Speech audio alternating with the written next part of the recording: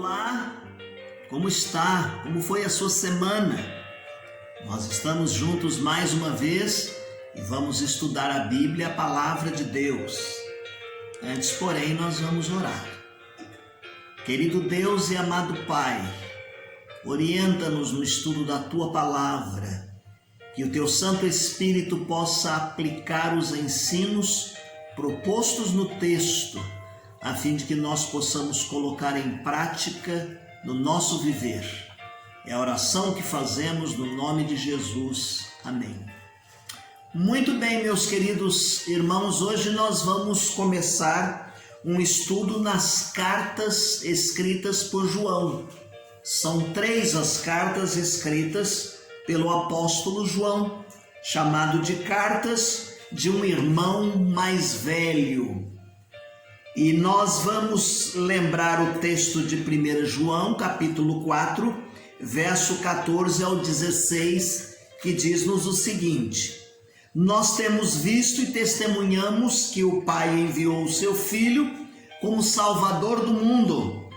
Aquele que confessar que Jesus Cristo é o Filho de Deus, permanece nele e ele em Deus. E nós conhecemos e cremos no amor que Deus tem por nós.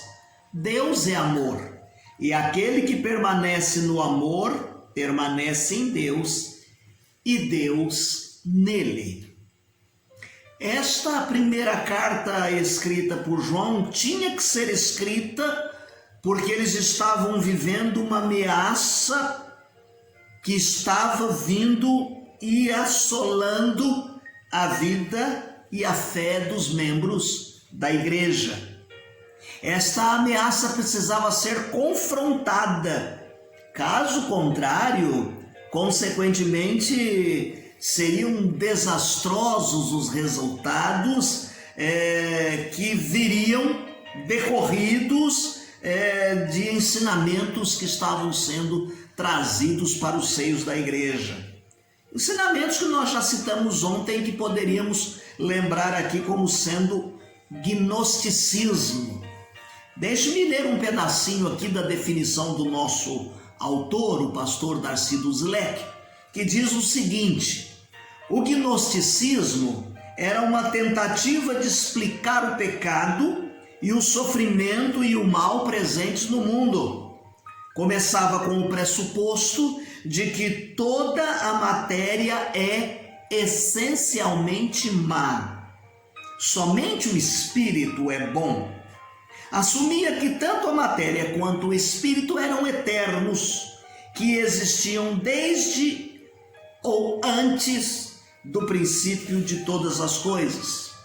Consequentemente, o mundo foi feito a partir desta matéria que era essencialmente má. Deus não poderia ter tocado ou manejado esta matéria. Assim, ele não seria o criador do mundo. Deus utilizou uma série de emanações dele para criar o mundo. Da mesma forma, Deus não poderia ter se encarnado em algo essencialmente mal. E aqui ele está fazendo alusão ao nascimento de Jesus Cristo, ou o gnosticismo, fazendo esta referência ao nascimento de Jesus Cristo. E é por essa razão então que João vem bater muito forte, dizendo assim que Jesus veio em carne e ele é um ser humano e real. Está no capítulo 4 de 1 João, verso de número 2. A segunda e a terceira carta de João são menores. São as menores cartas do Novo Testamento. E elas lidam com o quê? Com estranhos, coisas estranhas, pessoas estranhas e a prática da hospitalidade. Quando fala de hospitalidade é porque nesse tempo haviam muitos ministérios itinerantes e era frequente e necessário que as pessoas tivessem entendimento. Como tratar os pregadores e mestres que vinham à igreja, vinham pregar na igreja, vinham ensinar na igreja? como lidar com problemas de ministérios que às vezes eram conflitantes entre si e às vezes a igreja não sabia como agir. Então João vai escrever estas duas outras cartas menores para ajudar a orientar esses problemas e a prática da hospitalidade. Voltando especificamente à primeira carta de João, ele fala a respeito dos testes da fé e da vida. Ele diz assim: estas coisas vos escrevo, a vós que credes no nome do Filho de Deus, para que saibais que tendes a vida eterna. E nós vamos ver inúmeras vezes aqui: eu vos escrevi, escrevo-vos. E a partir de todas essas expressões, nós temos ensinamentos práticos e vivos para a nossa vida, escritos na primeira carta de João. Esta primeira carta foi escrita em torno de repetições de 3 temas principais. São eles: luz versus trevas, amor versus ira, verdade versus erro. Apesar dessas 3 linhas de pensamento surgirem e desaparecerem com frequência na carta, trazendo até uma certa dificuldade para que se elabore um esboço simples, o esboço proposto aqui por João e traz fundamentais lições para nós no que nós veremos neste encontro. É importante que saibamos que o estudante vai verificar essas 3 linhas aqui, esses 3 temas, e vai perceber que eles estão interligados. E para nós, nos dias atuais, ou como nos tempos que eles estavam vivendo, João está preocupado em dizer assim que muitas pessoas pensam que têm comunhão com Deus, mas não têm. Muitas pessoas eram religiosas e pensavam e pensam que são verdadeiros filhos de Deus, mas não são. E então ele está dizendo assim: olha, é preciso que nós apliquemos esses testes das cartas de João para verdadeiramente nós fazermos uma análise na nossa vida e vermos se somos aprovados dentro desse teste. E talvez você possa ter regalado os seus olhos e ficado aí com uma interrogação muito grande diante desta última colocação que fizemos. Mas eu gostaria que nós reportássemos um pouquinho lá em Mateus capítulo 7, verso de número 23. Quando chegaram para Jesus e Jesus falou assim: não vos conheço. Ué, mas nós não pregamos em teu nome, nós não expulsamos demônios, nós não cuidamos das pessoas. E Jesus disse para aquelas pessoas: eu não vos conheço. Então é baseado neste ensinamento e nessa proposta que João vai dizer também que algumas pessoas pensam que têm comunhão com Deus e não têm a verdadeira comunhão com Deus. Algumas pessoas são tremendamente religiosas, há uma religiosidade muito grande na sua vida e elas pensam que são filhos de Deus, mas não são filhos de Deus. Qual seria a data para esta primeira carta? A tradição vai nos indicar que este João é aquele que desenvolveu um ministério lá em Éfeso, muito importante, o ministério que ele desenvolveu. E esta epístola ou esta carta foi escrita nesse contexto de ministério. João é aquele que tem essa íntima relação com o Evangelho. Então, ao mesmo tempo proposto para escrever o Evangelho, segundo São João, também deve ter sido a data proposta, escrita por esta primeira carta, primeira epístola, ou as 3 cartas. Dataríamos aqui mais ou menos pelos meados do ano 90. Os meados do ano 90, tá certo? Bom, já falamos que é João, afirmamos categoricamente que é João, e João foi usado pelo Espírito Santo para dar-nos 3 maravilhosos escritos. 3 maravilhosos escritos. Estas 3 cartas, 1ª, 2ª e 3ª de João, o livro de Apocalipse e o Evangelho segundo João. Eu disse numa ordem inversa: Evangelho segundo João, as cartas de João e o Apocalipse.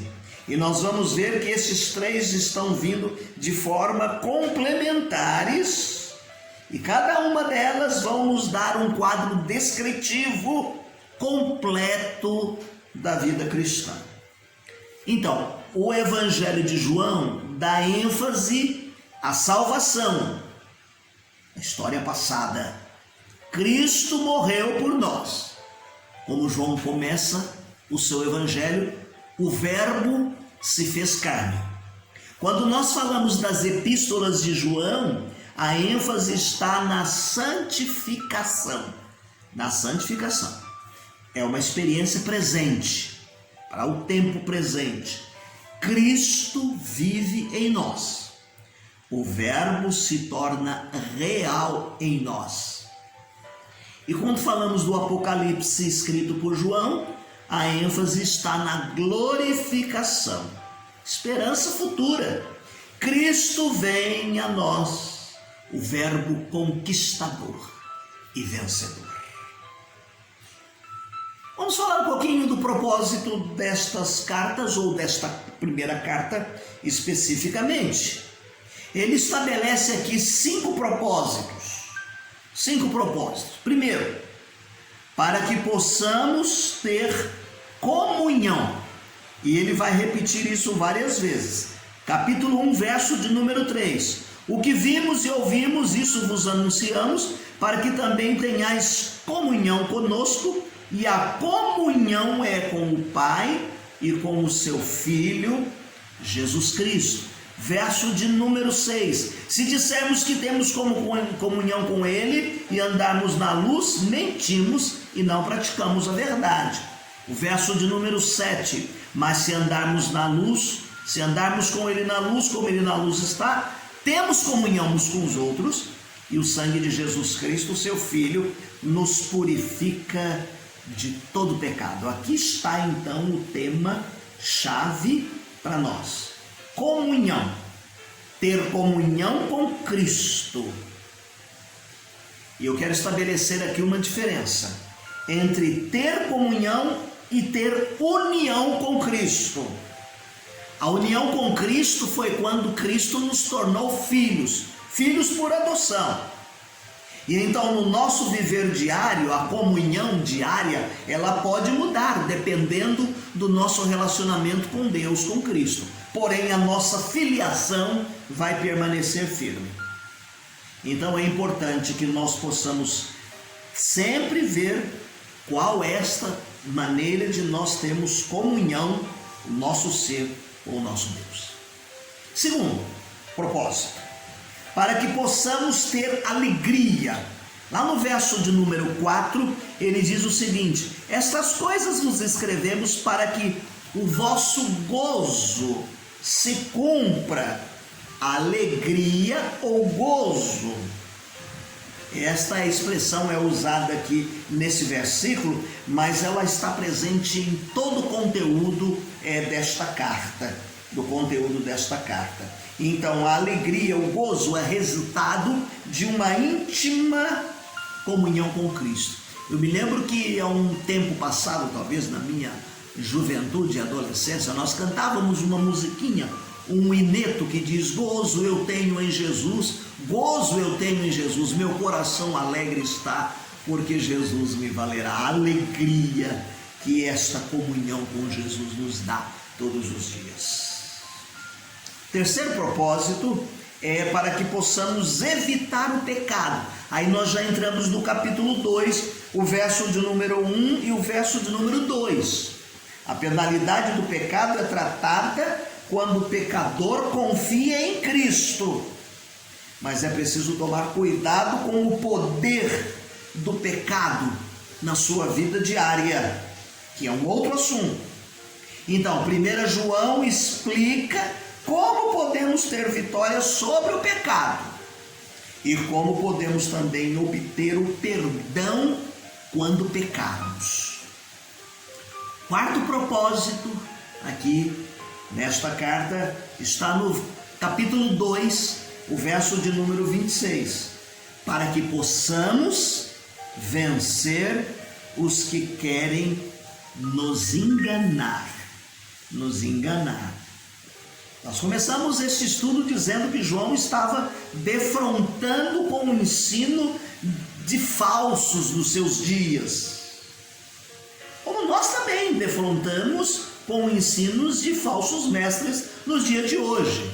Quando nós estudamos 2 Pedro, a segunda carta de Pedro, nós vimos isto com muita clareza. E a Bíblia enfatiza tomar cuidado com os falsos mestres que se infiltram. João está preocupado com isso também. Olha só quais eram os ensinos daquele tempo, tem a ver com o gnosticismo. Que a matéria era essencialmente má, o corpo era essencialmente má. Portanto, Cristo não poderia ter encarnado. Daí ele vai negar Jesus Cristo ter vindo. O Cristo ter vindo através de Jesus a este mundo. A segunda coisa é que Cristo tinha apenas uma aparência. Ele não era um homem real. Que ele era uma espécie de aparição.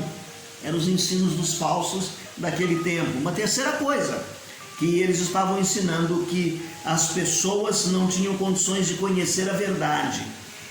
É mais importante conhecer a verdade do que viver a verdade.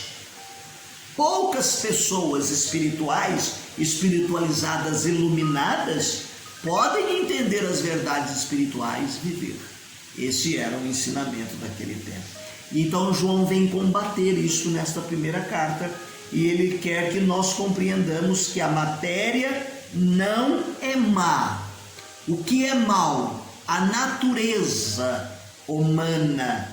A natureza humana é pecaminosa. 2. Que Jesus Cristo tinha um corpo real e experimentou realmente a morte. A morte de Cristo não foi uma ficção, foi uma verdade. Se você reportar-se lá na crucificação, você vai perceber o guarda enfiando a lança em Jesus, eles tirando o corpo de Jesus, eles levando o corpo para o túmulo. Então não foi aqui nenhuma ficção. A terceira coisa que João vem dizer é que não basta dizer que cremos, precisamos praticar a nossa fé, mostrar na prática a nossa fé. E em quarto lugar, que todos os cristãos têm uma unção de Deus e podem conhecer a verdade. Ali no gnosticismo eles estão dizendo que algumas pessoas podem conhecer a verdade, não precisa nem viver a verdade. Aqui João vem combatendo e dizendo assim: todos nós temos a unção. Está lá no capítulo 1, o verso de número 27, ele está dizendo que esta unção de Deus nos faz conhecer a verdade. Em quinto lugar, o propósito desta carta é para que possamos ter certeza.